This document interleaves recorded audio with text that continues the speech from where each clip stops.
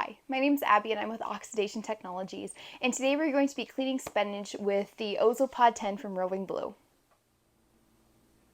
The first thing that we're going to do is we're going to go ahead and unpack the OZO-Pod 10. It comes in a cute little box that has a ton of really great information on all sides of it, explaining like what it is and how it can be used. So let's go ahead and open it.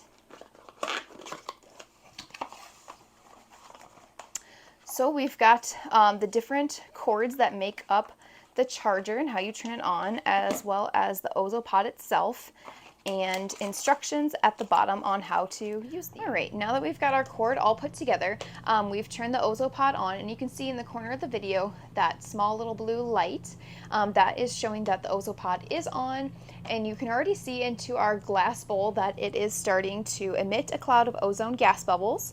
So we're going to wait about 5 minutes, and then we're going to go ahead and add our baby spinach in it. So the OZO-Pod's been in the water for about 5 to 8 minutes now. As you can see, the water is like super hazy looking, which is really good.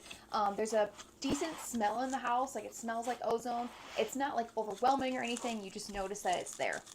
The first thing I do is I wet down my vegetables anytime I buy new ones. It's just to get anything physical off of them. And now that I've got all the dirt and possible bugs out, I'm going to go ahead and add some into the water. I think a lot of people are like, with their vegetables, a lot of people just wash it down, and there's nothing wrong with just doing a good wash down. But you got to remember, a lot of fruits and vegetables, unless they're labeled organic, have pesticides sprayed on them, herbicides, anything like that, which is good because that means that they're going to be bug-free, infestation-free, but you're definitely going to want to get that stuff off. Even just like being handled in the grocery store, like this is a plastic container. Somebody obviously had to have taken it out and put it into a container like this. So you've got people touching it. Even with gloves, there's always going to be some sort of contact. So you got to think of like the bacteria and everything that can grow. So this is just a really safe way to make sure that your fruits and vegetables are clean before you feed them to your family.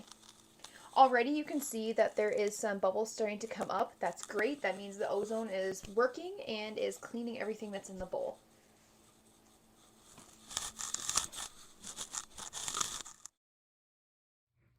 Now that it's been a good 10 to 15 minutes, we can go ahead and remove the spinach from the ozonated water.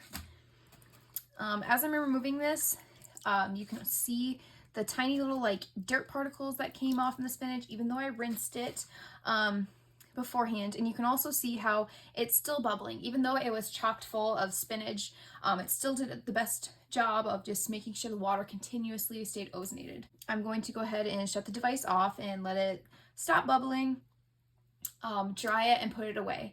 If you've been using this continually, it might be a good idea to do a little maintenance cleaning. So what you're going to do is go ahead and fill a bowl with 1 part vinegar and 5 parts water. Leave the device off. That part is very important. And go ahead and let it soak in the water. A lot of calcium, like hard water, builds up on it, and vinegar does a great job at removing that. But once again, when you do that, make sure you leave the device off.